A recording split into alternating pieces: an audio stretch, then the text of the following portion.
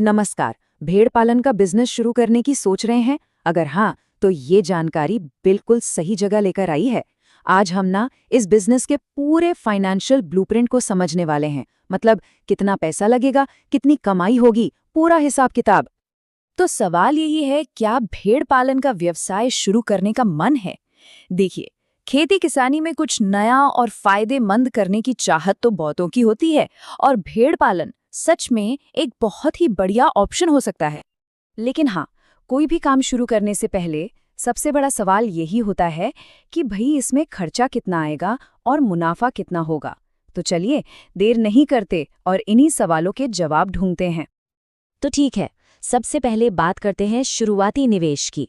मतलब वो पैसा जो इस काम को शुरू करने के लिए एकदम शुरुआत में बस एक बार लगाना पड़ेगा।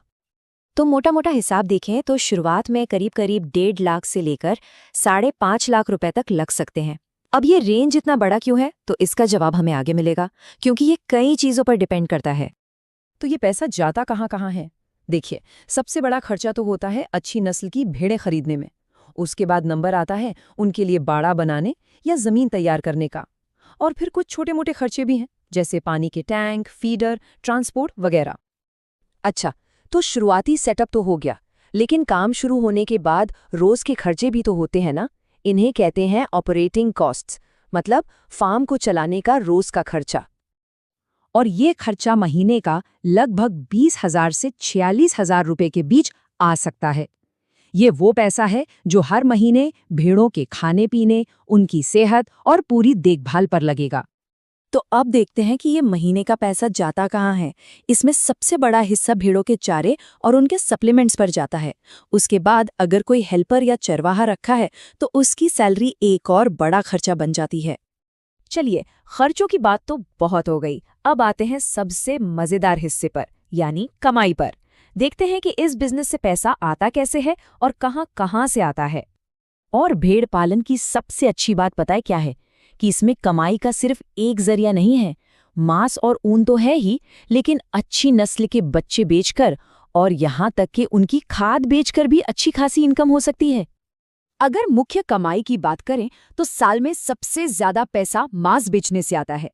ऊन से भी रेगुलर इनकम होती रहती है, तो कुल मिलाकर साल का एक ठीक ठाक रेवेन्यू बन जाता है। तो ठीक है, हमने खर्चा देख लिया, कमाई के रास्ते भी समझ लिए।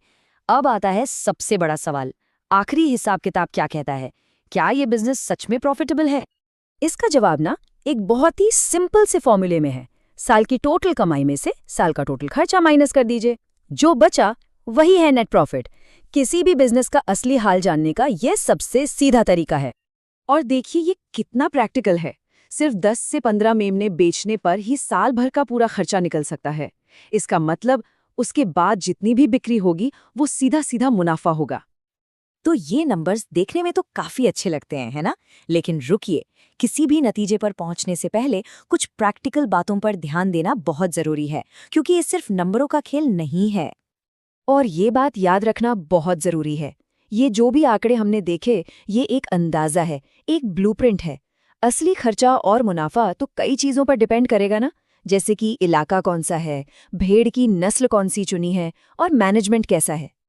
तो अब असली सवाल ये उठता है कि इन सभी बातों को ध्यान में रखते हुए किसी के अपने इलाके में इस बिजनेस की क्या संभावनाएं हैं। अगला कदम शायद यही होना चाहिए कि लोकल लेवल पर थोड़ी और रिसर्च की जाए और इस पूरे प्लान को अपनी सिचुएशन के हिसाब से तैयार किया जाए।